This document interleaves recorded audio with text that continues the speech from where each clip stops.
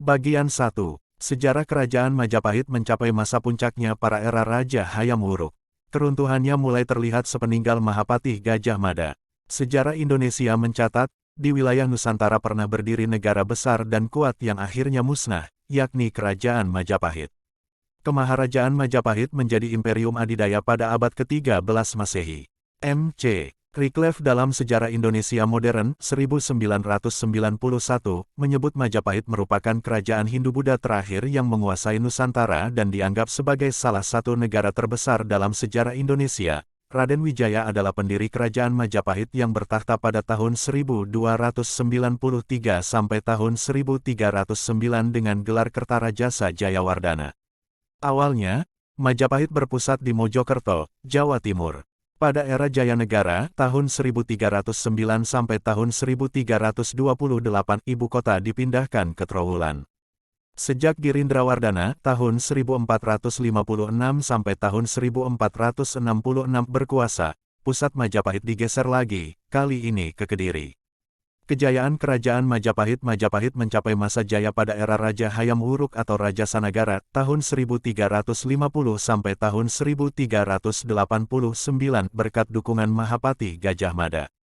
Tahun 1336, saat pengangkatannya menjadi Mahapati pada era Tribuwana Tunggadewi, Ibunda Hayam Wuruk, Gajah Mada mengucapkan Sumpah Amukti Palapa yang kelak melegenda. Gajah Mada bersumpah akan menyatukan wilayah-wilayah Nusantara di bawah naungan Majapahit. Kelak, ikrar ini terwujud.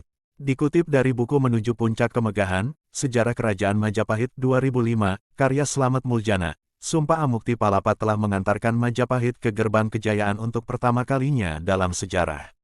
Wilayah kekuasaan Majapahit, tercatat dalam Nagara Kertagama, meliputi Jawa, Bali, Sumatera, Kalimantan, hingga Indonesia bagian timur, termasuk Nusa Tenggara, Sulawesi, hingga sebagian Maluku.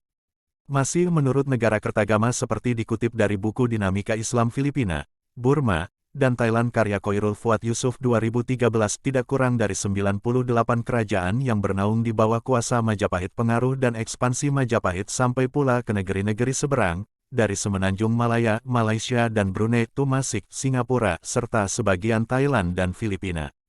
Angkatan Laut Majapahit waktu itu sangat kuat sehingga disebut sebagai Talasokrasi atau Kemaharajaan Bahari.